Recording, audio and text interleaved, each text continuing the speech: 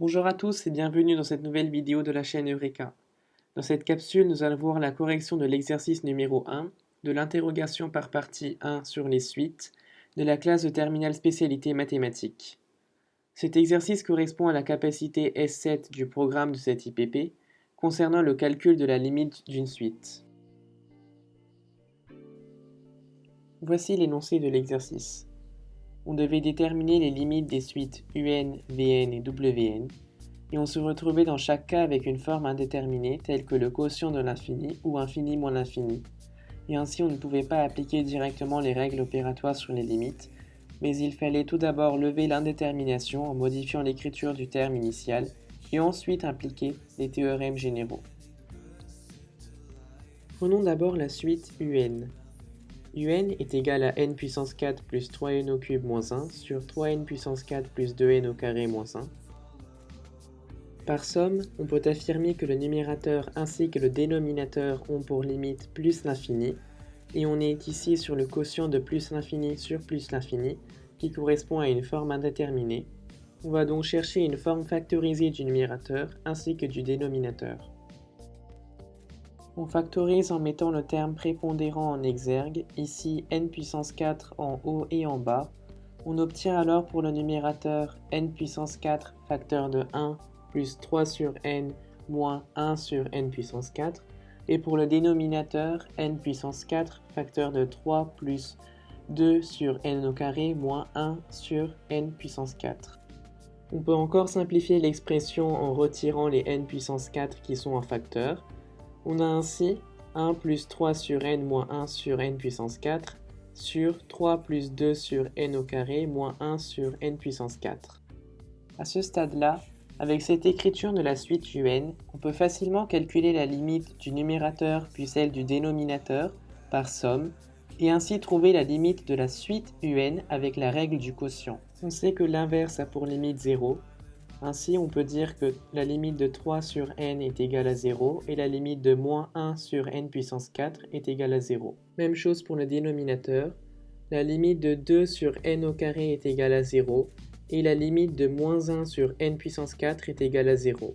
On se retrouve alors au numérateur avec la limite de 1 plus 3 sur n moins 1 sur n puissance 4 qui est égale à 1 par somme, et au dénominateur la limite de 3 plus 2 sur n au carré moins 1 sur n puissance 4 qui est égale à 3 par somme aussi.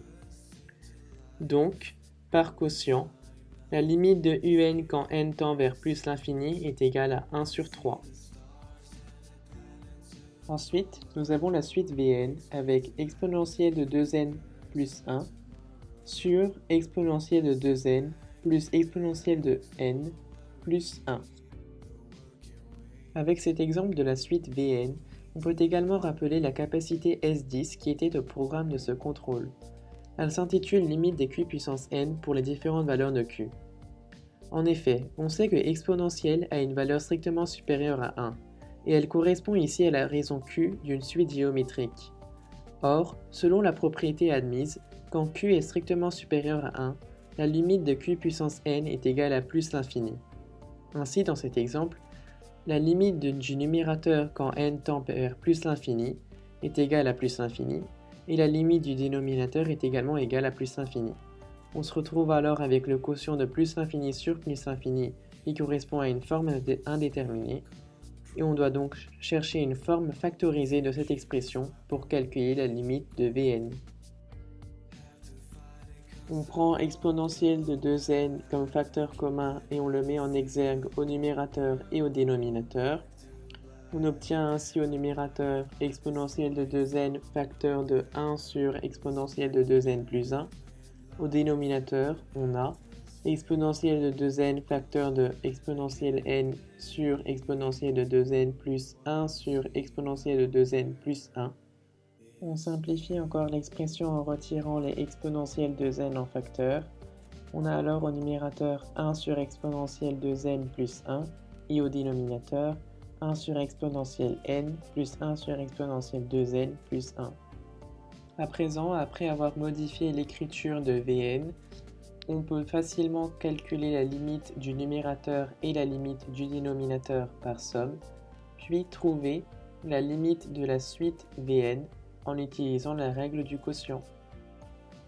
On sait que l'inverse a pour limite 0, ainsi on peut dire que la limite de 1 sur exponentielle de n est égale à 0.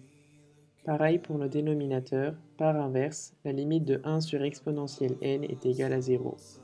Ainsi au numérateur, on a limite de 1 sur exponentielle de n plus 1 qui est égale à 1 par somme, et au dénominateur, on a limite de 1 sur exponentielle n plus 1 sur exponentielle de n plus 1 qui est égal à 1 par somme aussi.